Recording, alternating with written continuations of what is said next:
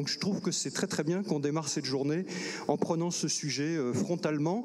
Moi je vais probablement d'ailleurs proposer aux uns et aux autres de partir de leur vécu personnel, puisque trois journalistes dans 3 rédactions très différentes, et puis on va regarder au niveau de leurs entreprises, et puis surtout on va terminer sur savoir s'il faut formaliser tout ça, est-ce qu'on doit déboucher un peu sur un peu une négociation sur les conditions dans lesquelles le télétravail doit petit à petit s'organiser dans les entreprises. Télétravail entre innovation et dégradation, on va demander justement à Eléla de Comarmont, présidente de la Société des journalistes des Échos, de venir nous rejoindre. Bonjour madame. Simon Roger, rédacteur en chef du service Planète au journal Le Monde. Bonjour monsieur. Emmanuel Vire, journaliste à Géos, secrétaire général de la SNJ CGT, qui était également hier présent sur ce baromètre social. Madame, messieurs, je vous laisse avec monsieur Charon. Merci d'être là. Bon débat. Chacun a été présenté. Je rajouterai effectivement que vous avez les uns et les autres, je dirais, une dimension individuelle. Je vais commencer d'ailleurs par plutôt vous proposer d'évoquer cette dimension individuelle, comment ça s'est passé pour vous. Et puis, vous avez tous aussi une dimension collective. Vous-même, vous êtes, Leïla, vous êtes présidente de la SDJ des Échos, donc on verra comment au niveau de la rédaction, les choses se sont posées. Simon, vous avez, des responsabilités hiérarchiques, donc d'organisation d'équipe, et donc c'est un des sujets qu'on va voir quand on passera de l'individuel au collectif. Et puis Emmanuel, bien sûr, vous êtes à la fois journaliste à Géo, vous êtes dans une rédaction et dans un grand groupe de presse magazine, donc ça va nous permettre d'ailleurs, parce que les termes se posent probablement pas de la même manière entre 2 grands quotidiens et puis l'organisation de la presse magazine qui traditionnellement est différente. Et puis Emmanuel, vous êtes secrétaire général d'un des syndicats de journalistes, et là on va aussi se poser la question de savoir comment est-ce qu'il faut formaliser, comment est-ce qu'on doit déboucher sur, je dirais, une négociation dans ces termes-là. Alors écoutez, moi ce que je crains un peu, c'est que le terme de télétravail est devenu un peu tellement passe-partout qu'on ne sait pas très bien à quoi ça renvoie pour les uns et pour les autres. Alors si ça ne vous gêne pas, est-ce que vous pourriez nous rappeler comment ça a commencé pour vous? D'abord, est-ce que c'était déjà une réalité avant le confinement? Et je pense que selon les rédactions, les problèmes ne se posent pas de la même manière. Et comment ça s'est passé pour vous? Et y compris, question qui peut paraître bête a posteriori, mais est-ce que ça marchait? Est-ce que même techniquement ça marchait? Parce que tout à l'heure, en regardant un petit peu toute une série d'articles sur le sujet, je voyais dans un certain nombre d'entreprises, ça marchait pas. Il y avait eu des bugs, ça avait été compliqué à mettre en route, et puis il y a surtout tous les problèmes d'organisation qui ont pu se poser pour vous. Vous voulez qu'on commence comme ça? Peut-être Leïla? Très bien. Donc le lundi, on est retourné au journal, et puis on n'y est plus retourné pendant 2 mois. La consigne a été extrêmement stricte.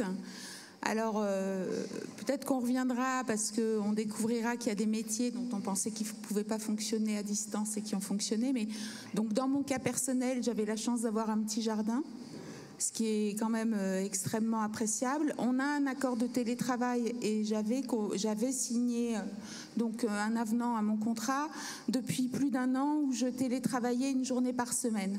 On y reviendra peut-être parce qu'il y a un vrai enjeu dans les quotidiens en tout cas de mon expérience personnelle, c'est pas vrai, on peut pas dire tous les mardis tu vas télétravailler.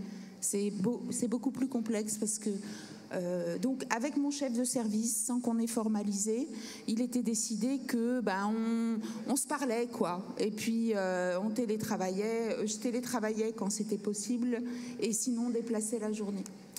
J'ai un petit garçon de 12 ans. Oui, c'est un des sujets qu'on voulait aborder. Et je pense qu'on est nombreux dans le journalisme à avoir bossé comme des dingues, et pas que dans le journalisme d'ailleurs, avec une explosion des limites en fait horaires qui est permise par le web. On y reviendra sans doute. Et du coup, mon fils, dont ni son papa ni moi ne nous sommes occupés, il a fait la grève des devoirs la dernière semaine du confinement, pour marquer sa désapprobation et son ras-le-bol. Voilà. Mais je fais partie des privilégiés qui ont bien vécu quand même cette période, et notamment aussi parce qu'il y avait une forme d'exaltation. Alors, une exaltation sur le malheur sans doute, mais quand même cet aspect passionnant de notre métier. D'accord, merci. Emmanuel? Oui, nous, à Prisma Media, donc je rappelle, Prisma Media, c'est le premier groupe de presse magazine français. C'est 22 magazines, hebdomadaires, mensuels, périodiques, etc. C'est 1200 personnes sur site à Gennevilliers. Et alors, pourquoi je dis Gennevilliers? Parce que la localisation a un grand impact à la fois sur le télétravail et ce qui s'est passé pendant le confinement. En fait, Prisma a pâti déjà pendant le conflit sur les retraites. La ligne 13, qui dessert le site de Gennevilliers, a été fermée 1 mois et demi.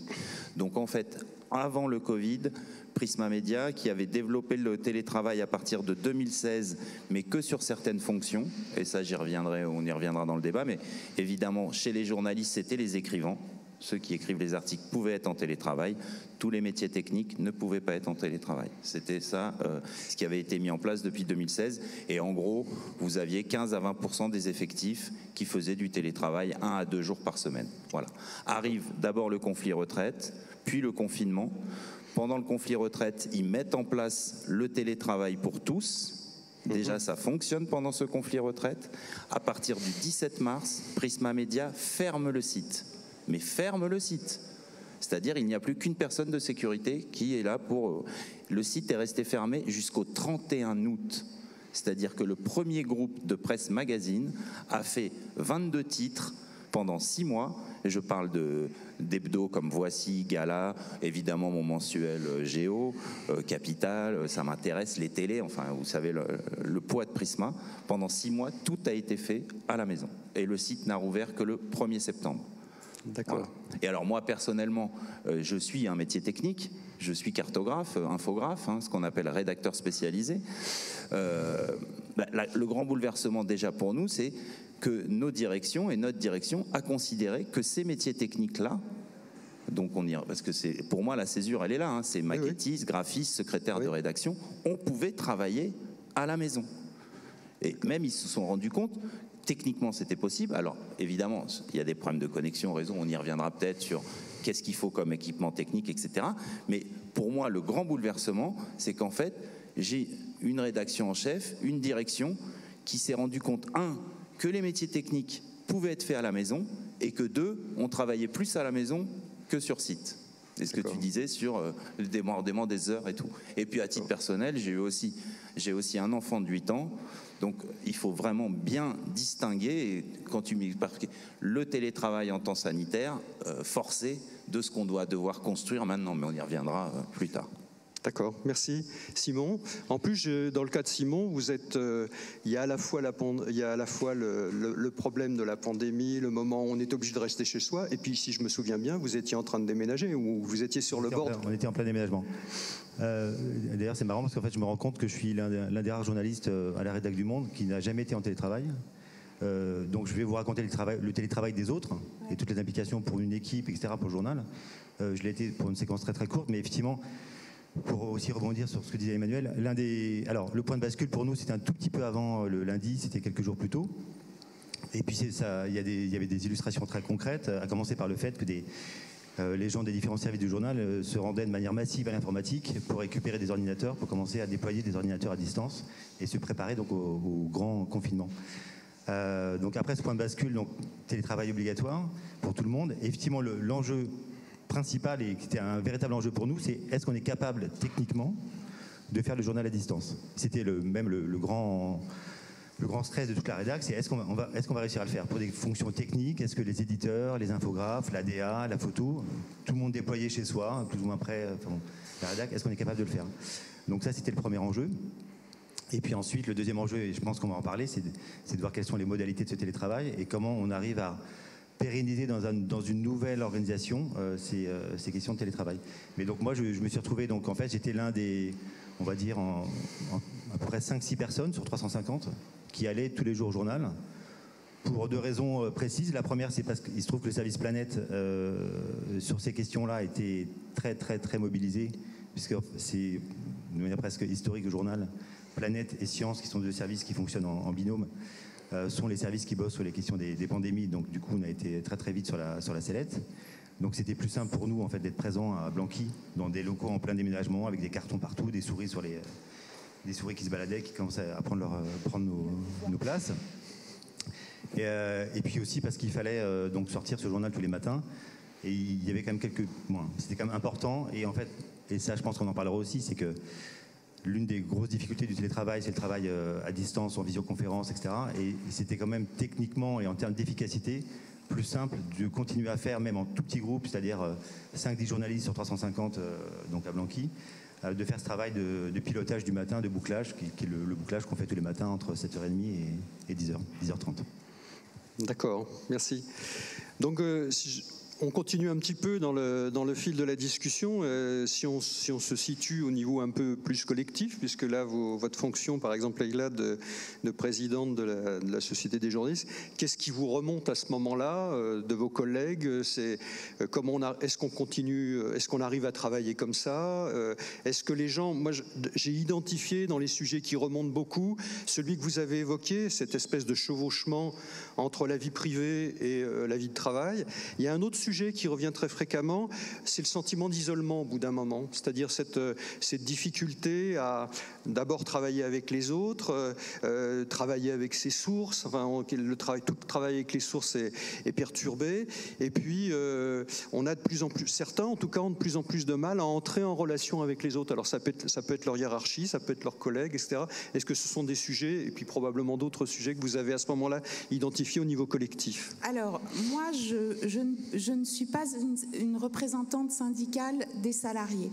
C'est-à-dire que, et on fait très attention aux échos, à ce qu'on ne mélange pas les genres, parce que notre histoire nous a prouvé qu'on était beaucoup plus efficace comme ça. D'accord. Donc, je vais pouvoir vous parler de mon expérience personnelle et évidemment, en tant que journaliste, j'ai des choses à raconter, mais c'est plus Emmanuel, je pense, qui aura des choses à dire plus générales. D'ailleurs, c'est pas un hasard. Qu'est-ce qui nous remonte au bureau de la SDJ dans un premier temps? Je vous le dis, rien. C'est-à-dire que autant nos élus du personnel sont en suractivité, parce qu'il y a plein de sujets à régler, et je pense que ça a été la même chose chez Prisma, autant chaque journaliste est concentré sur son travail, et l'énergie qu'on a, on essaye de la dépenser dans la cohésion de l'équipe du service. Mais c'est d'ailleurs un des éléments importants, mais que je vous livre comme journaliste ayant vécu l'expérience, qui est cet enjeu du collectif. Et alors nous, bien sûr, Société des journalistes, on le vit aussi comme un enjeu, je pense, on y reviendra, et notamment cet isolement dont vous parlez. Il y a un aspect qui est très psychologique. Par exemple, je pense au journal, tout le monde a été assez attentif aux gens qui vivaient seuls, pour qu'ils ne se retrouvent pas isolés, essayer de faire des contacts.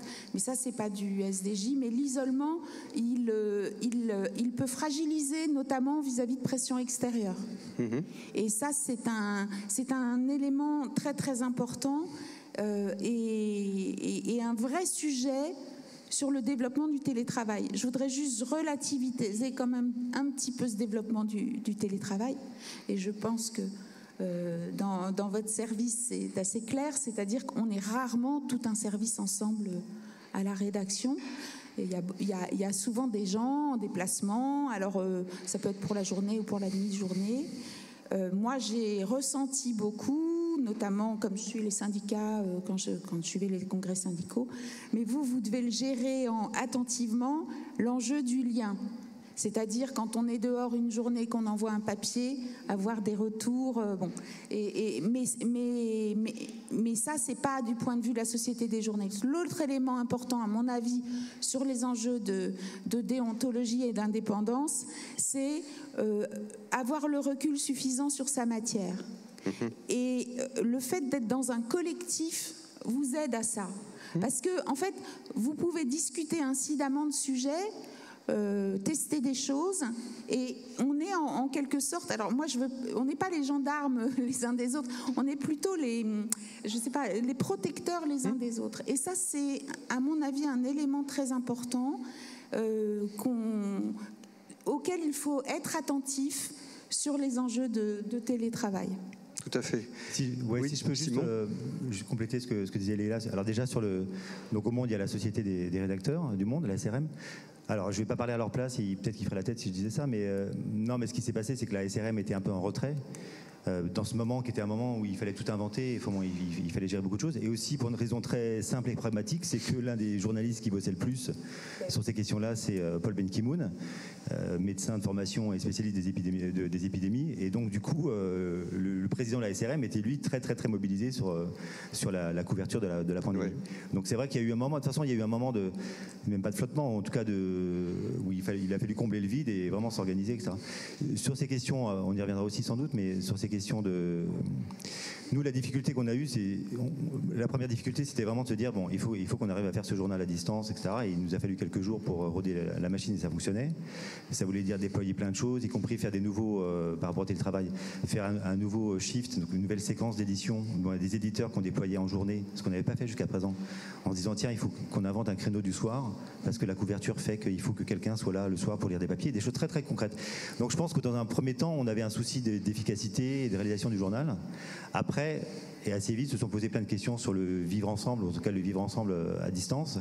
Et juste pour vous donner quelques éléments de témoignage, donc nous à Planète, alors effectivement du jour au lendemain, donc Planète ou Planète Science, c'est l'ensemble des deux services, à peu près une vingtaine de journalistes. Du jour au lendemain, on passe alors on n'est pas tout le temps à la rédac ensemble, mais il y a peut-être une bonne moitié du service Planète et Sciences qui sont réunis. Donc là, on passe de ça à zéro, enfin à une personne. Donc on est deux à gérer la chefferie Planète, donc on tourne à deux avec des cartons et les fameuses souris qui se baladent, etc. Donc ça, c'est un premier truc. Donc on s'est dit, comme les autres services, comme sans doute les autres journaux, il faut de toute façon faire une visioconférence pour garder le lien. Déjà, sur le plan professionnel, il faut qu'on se parle tous les matins régulièrement. Et on s'est rendu compte que c'était compliqué à faire, parce qu'il y avait tellement de choses à organiser, que c'était pas évident de caler ce créneau. Et moi, je me suis rendu compte aussi assez vite, au bout de quelques semaines, que ce lien, en fait, c'était pas forcément un lien pour parler des sujets. On faisait et on fait toujours de manière hebdomadaire. Nous, on fait un point tous les jours dans le service et un point toutes les semaines qui est un point de prévision. Et je me disais, bah tiens, cette réunion, ça va être une sorte de réunion de prévision à distance, etc.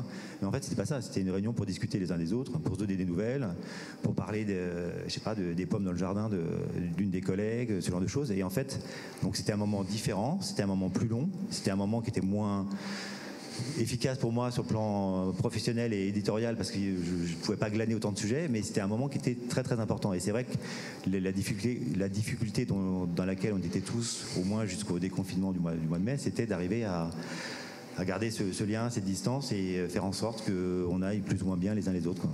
D'accord. Moi, je trouve qu'il y a eu deux phases. Il y a eu une phase évidemment de mise en sécurité des salariés, qu'a fait toutes les entreprises. D'ailleurs, plus ou moins, c'est en ça qu'on est intervenus, nous, représentants syndicaux dans les entreprises.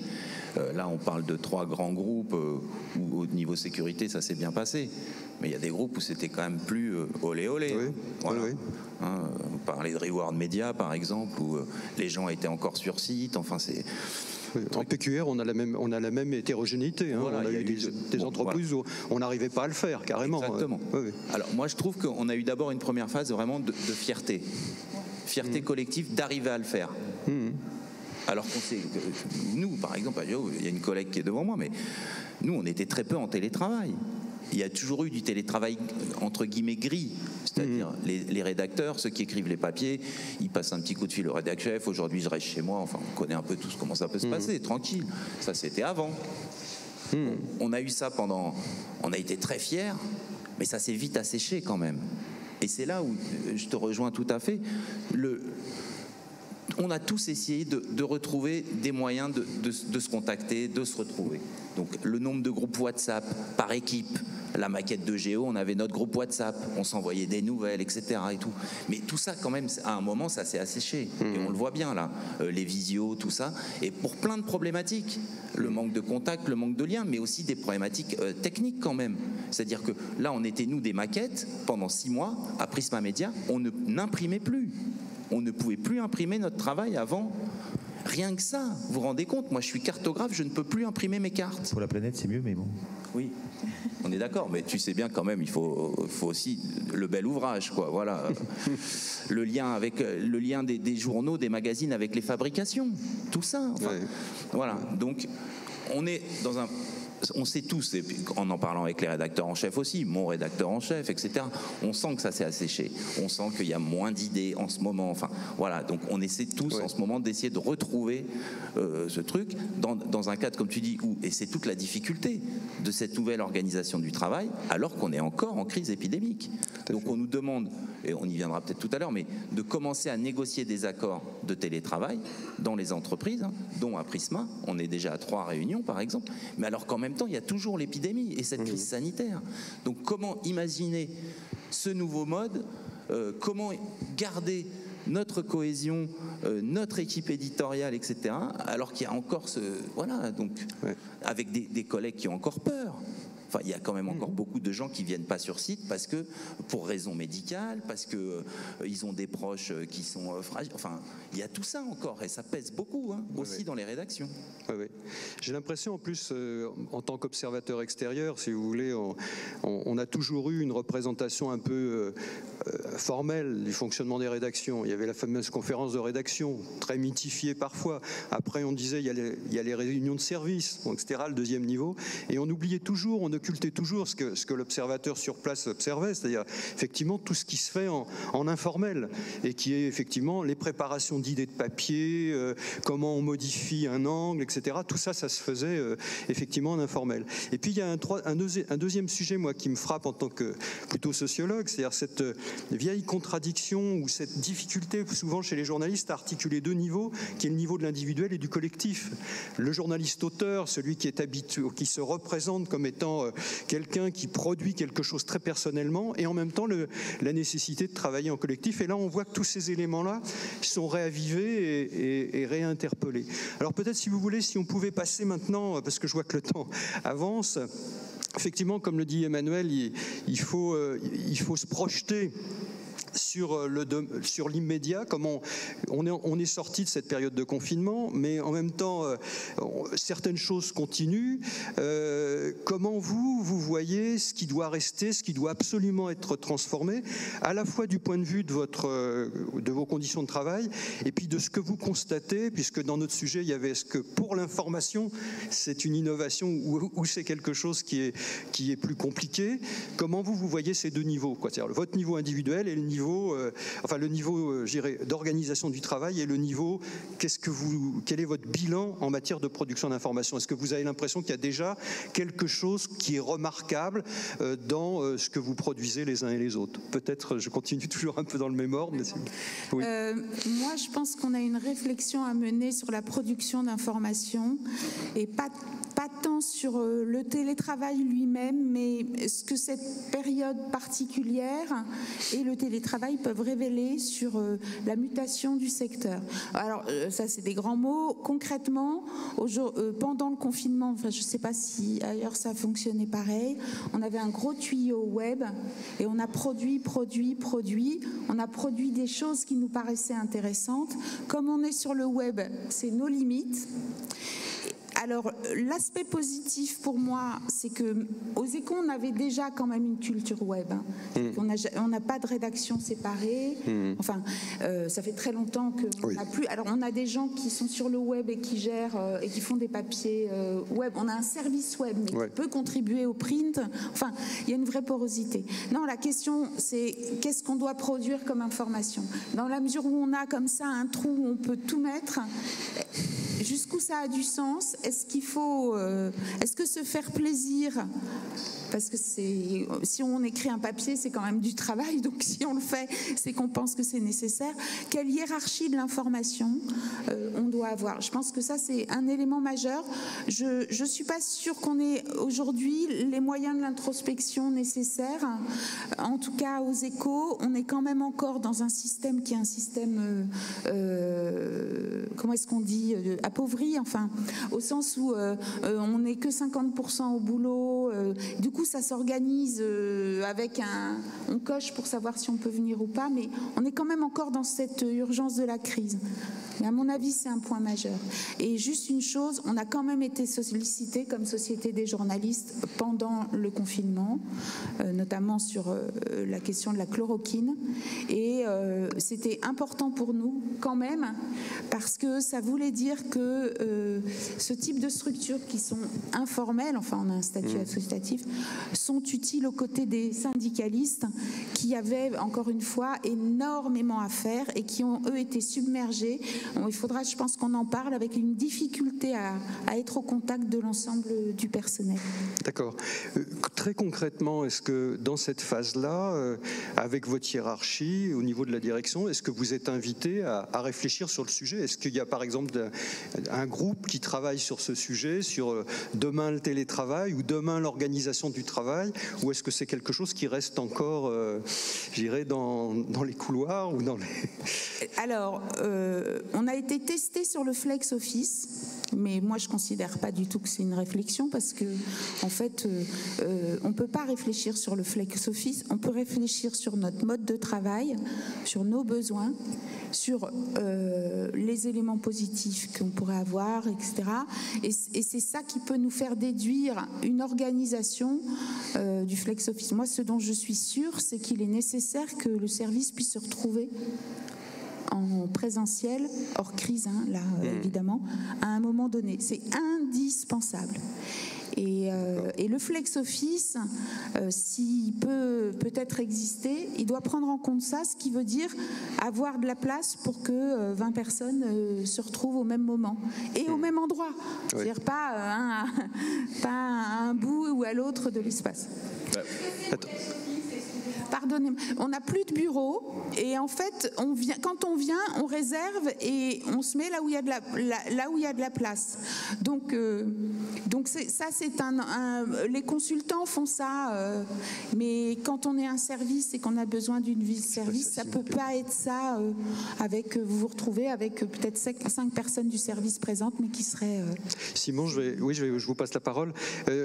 En couplant les deux sujets, c'est-à-dire vous êtes à la fois en sortie d'une période et en même temps vous êtes en train de vous installer dans une nouvelle organisation. Non, déjà pour répondre en fait, parce que je ne savais pas non plus ce que c'était que le Flex Office. Pardon.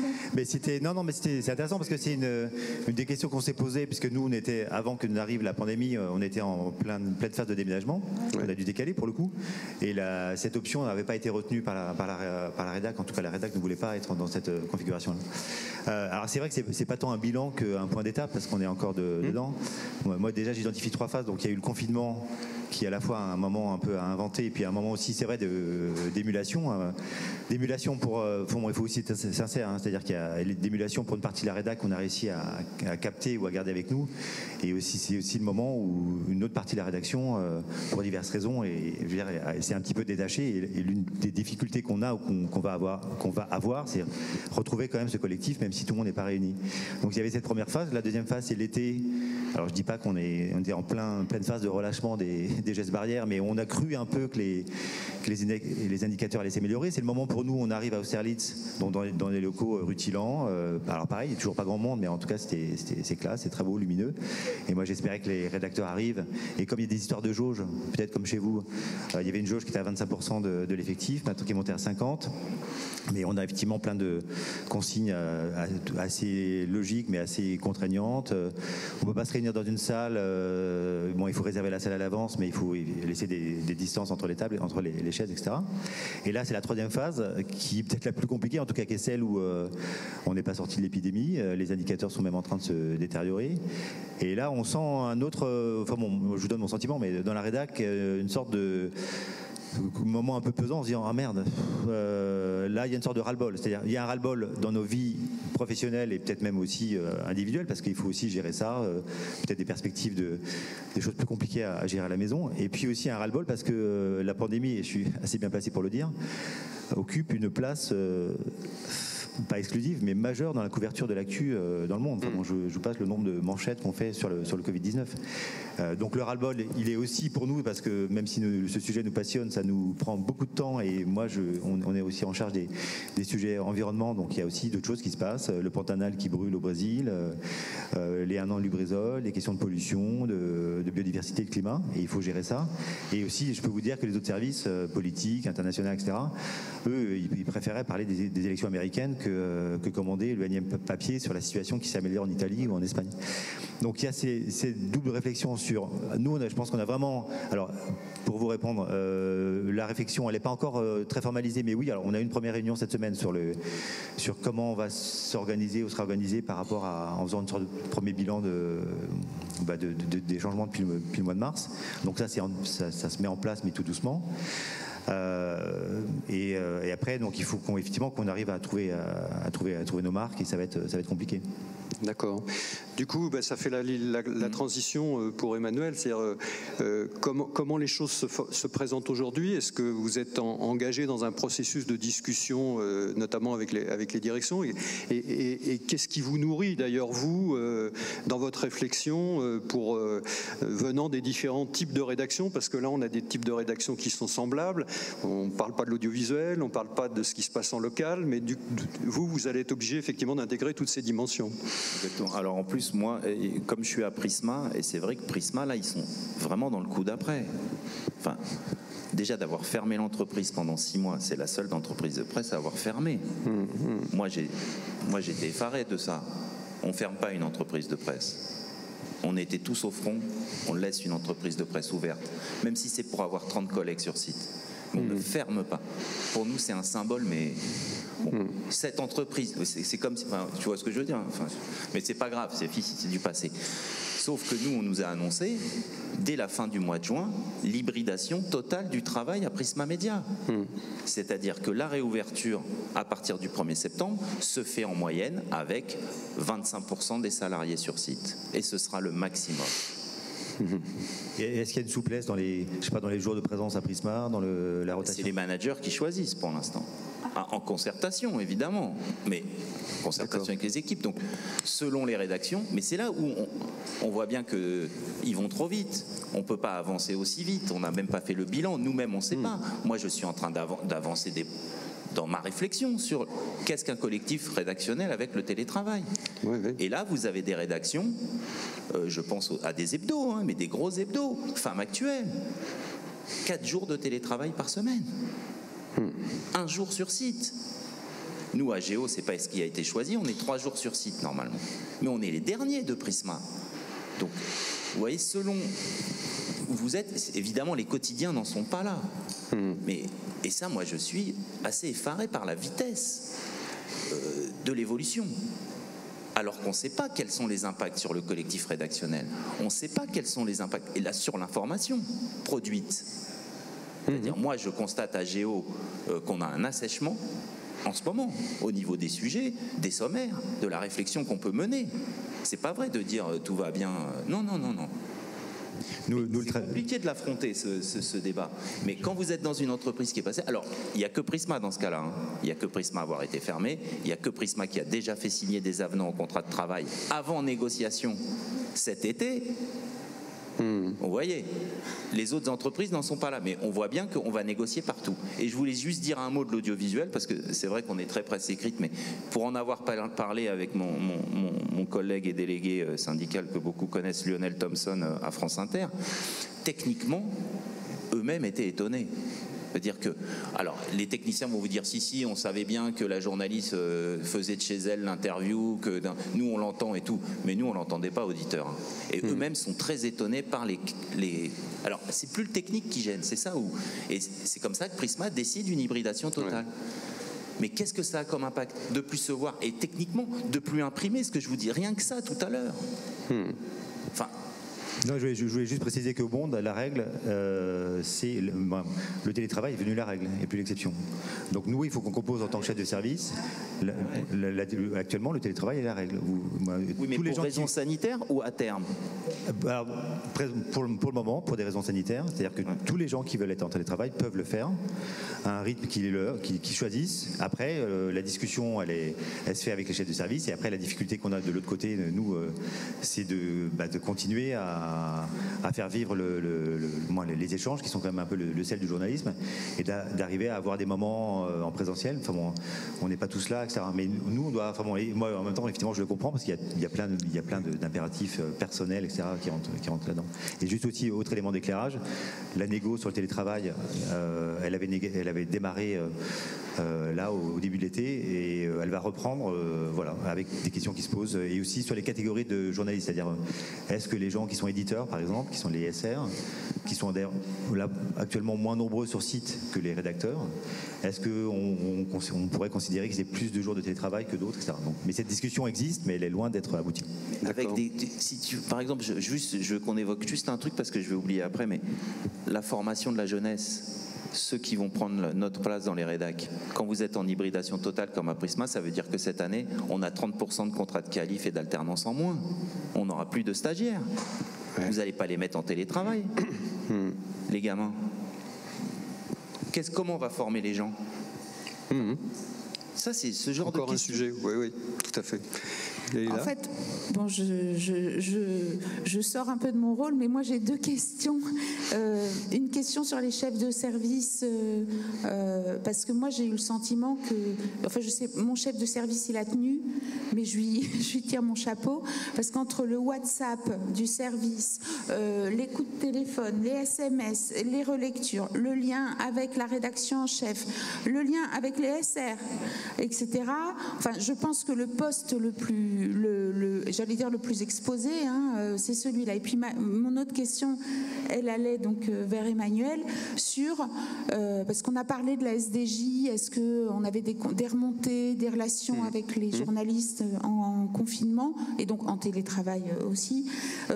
Pour les élus du personnel, bon, je sais qu'il y a eu un gros travail de négociation avec la direction dans toutes les entreprises, mais dans la relation interpersonnelle avec les salariés, comment ça se passe? Est-ce qu'il y a des choses qui ont été inventées ou pas? Est-ce que c'est un... Voilà. Non, mais juste pour répondre, oui, on était un peu au croisement de pas mal de choses. Non, il y a eu un moment où on a un peu, pas pété les plombs, mais c'était un peu compliqué parce que avec la mise en place du télétravail, se mettait en place plein d'outils de réunion, etc. Et donc, alors moi, côté Planète, on avait par exemple, avant la réunion de midi, qui est la réunion, donc qui était en visioconférence, mais la réunion de midi, qui est la grande conf de la journée, on avait déjà 3 ou 4 points le matin, parce qu'on avait déployé des task force sur les thématiques de la pandémie. Une qui s'appelait Blouse Blanche sur la question de l'hôpital, et essayer de couvrir l'hôpital. Une autre qui s'appelle Vie confinée sur les aspects vie personnelle. Et puis une task force plus santé médecine qui s'appelait Covid. Donc moi, par exemple, tous les matins, où Gaëlle, qui est donc la chef adjointe du service, on avait déjà 4 coups de fil à passer avec la task force Covid, qui des fois étaient les mêmes journalistes que la task force Blouse Blanche, et puis etc. On puisait en plus des forces dans les... Ça, c'est un autre sujet qui est intéressant, mais on sort un tout petit peu du télétravail, mais c'est que les journalistes ont largué leur casquette habituelle. Moi, j'ai bossé pendant des mois, et c'est encore le cas, avec des journalistes du service sport, du service société, etc. Donc il y a aussi ce truc-là à gérer. Donc oui, c'est bon. Après, je pense que c'est notre job, mais c'est vrai que il y a eu un moment où on a essayé de se calmer un peu. C'est pour ça qu'il y avait une sorte un peu vent de fraîcheur et d'espoir l'été. C'est qu'on s'est dit, bah tiens, on se retrouve dans des nouveaux locaux, on se revoit un peu. Donc on va pouvoir mettre un frein sur tout ce dispositif de visioconf. Mais en fait, le fait est que là, on est début octobre. Et on est toujours obligé, tous les matins, de faire la conf du service Planète à distance, avec certains qui sont à la rédac et d'autres qui ne le sont pas. Emmanuel, excusez-moi une seconde, parce que je ne sais pas du tout où on en est en termes d'heures. Je ne sais pas à quelle heure je dois terminer. 5 minutes? Ok. Non, juste pour répondre en une seconde, évidemment, c'est un défi pour les représentants du personnel. Comment on va maintenir le lien avec les salariés? Alors évidemment, ça se négocie avec les directions, puisque légalement, on ne peut pas utiliser les messageries professionnelles si vous n'avez pas d'accord. Par exemple, rien que ça. Hein.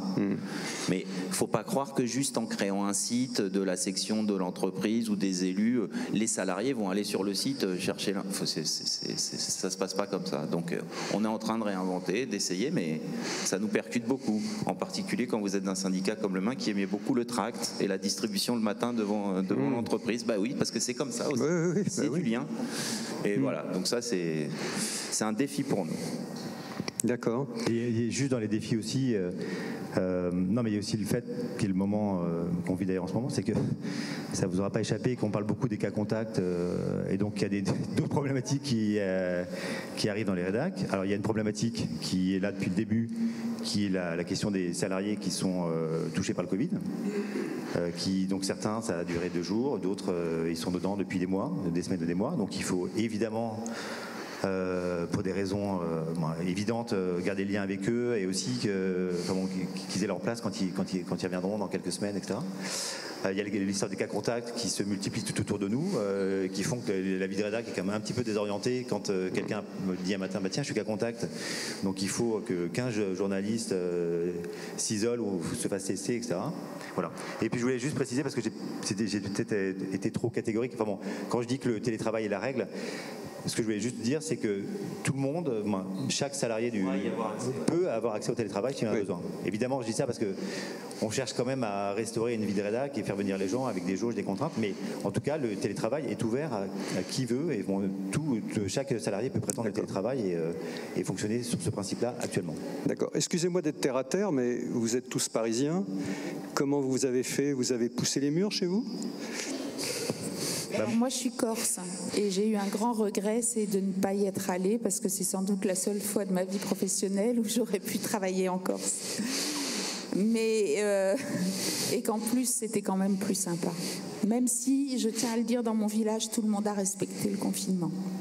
Mais plus sérieusement, moi j'avais des conditions de travail favorables parce que j'ai une petite maison avec un jardin, donc je n'ai pas subi ce que beaucoup de personnes ont subi et je n'ai pas eu de mésaventures avec des verbalisations diverses.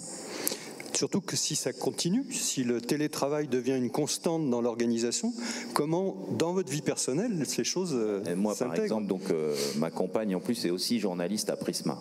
Donc, elle est aussi concernée par cette hybridation totale. Donc, on s'est arrangé. Dans notre chambre, il y a maintenant son bureau, en plus. Et moi, j'ai mis mon bureau dans la salle à manger. Comme j'ai déjà 4 chambres pour des enfants, je peux pas pousser les murs. Mais encore, j'ai de la chance d'être dans une petite maison. Mais imaginez, même entre les rapports, dans beaucoup d'entreprises de presse, vous avez des couples qui se sont rencontrés dans les journaux. Ça peut exister. Vous êtes en télétravail ensemble à la maison, ça change aussi. Et ça, c'est du personnel, mais... Bah oui, mais ça fait partie aussi des choses qu'on doit intégrer. Non, moi c'est dans un petit appart, donc comme j'étais pas confiné pour le coup, j'ai fait du vélo d'une manière intensive et je vais essayer de continuer à en faire. Et puis effectivement, si le télétravail s'impose, je me débrouillerai dans un espace assez réduit. Mais sinon, donc, du coup, je fais partie de ceux dont la place et l'efficacité est peut-être plus grande en étant à la rédac, dans une rédac qui est assez désertée, pas très nombreuse en ce moment, qu'à la maison. Merci. Je ne sais pas s'il nous reste un peu de temps. Est-ce qu'il y aurait des questions? Parce que j'avoue que j'étais très très passionné par ce qui se plaçait sur le plateau et du coup, je n'ai pas beaucoup regardé. Oui, Jean-Marie, il reste encore un petit peu de temps. Vous avez encore un peu de temps pour arriver à l'heure à 10h. Alors effectivement, s'il y a des questions dans la salle, vous pouvez les poser.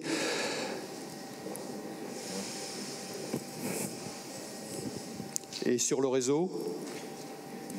On n'a pas non plus? Moi, j'ai une question. Allez, pardon, excusez-moi. Jeune homme. Du coup, est-ce que ça marche? Oui, ça marche. Est-ce que vous avez... quelle est la situation pour les stagiaires et alternants là, pour la rentrée d'octobre, septembre-octobre que vous avez peut-être intégré dans vos équipes? Enfin, je veux dire, sur les stagiaires, c'est ça? Ouais, c'est le sujet que vient me poser Emmanuel, quoi, en gros. Ouais, c'est ça. Ouais. Enfin, est-ce que là, pour la rentrée, du coup, comment ça se passe pour eux? Est-ce qu'ils sont en télétravail? Est-ce que les effectifs ont été réduits ou voilà? Oui, parce que je disais tout à l'heure, nous, à peu près, à Prisma Media, du fait de l'hybridation totale, on a 30% d'alternants en moins cette année. Alors, évidemment, on a dû pousser la direction. Il n'est pas question que les alternants commencent directement en télétravail à la maison. Enfin, Donc, il a fallu que les tuteurs acceptent d'être sur site. Ah oui, mais donc comment voulez-vous qu'après on continue l'alternance? Si on va forcer les tuteurs à être sur... alors qu'on leur demande d'être en télétravail. Mais moi, je n'ai pas de solution là-dessus. Hein. Pour moi, il y aura plus de... Prisma était en plus une des principales entreprises de Presse Magazine à avoir des alternants. Hein. Hier, tu faisais le baromètre social. On voit bien. Si on ne forme pas et qu'on ne prend pas nos jeunes, oui, tout à fait. Là, c'est un danger très fort pour la profession. Tout à fait. On a quelques alternants, sinon ça se passe bien pour les stagiaires. Non, mais nous, par exemple, à Planète Science, on a 2 stagiaires en ce moment. Donc les stagiaires reviennent, sont présents dans la rédac comme il était avant, quoi. Oui. On a très peu d'alternants, je parle en rédaction, hein, et on ne prend des stagiaires que l'été, et on a pris des stagiaires l'été, et donc le même nombre que l'année d'avant. Et que là, vous pouviez intégrer en présentiel? Qui était en présentiel. C'est vrai qu'on était dans un contexte cet été qui était plus relâché, où on n'avait pas de normes. Mais en tout état de cause, je pense qu'effectivement, il y a un enjeu d'intégration. Mais souvent, quand même, les stagiaires sont assez opérationnels. Donc, même s'il ne s'agit pas de leur faire remplacer un poste, parce que ça, c'est quand même important, évidemment, c'est des gens, on prend des gens qui sont en fin de parcours, voilà. Donc ça fonctionne bien, quoi. D'accord. Une petite dernière question. Oui, il faudrait que vous veniez là. Oui, madame, venez au pupitre, juste devant. On a une contrainte de présentiel. Voilà, c'est ça.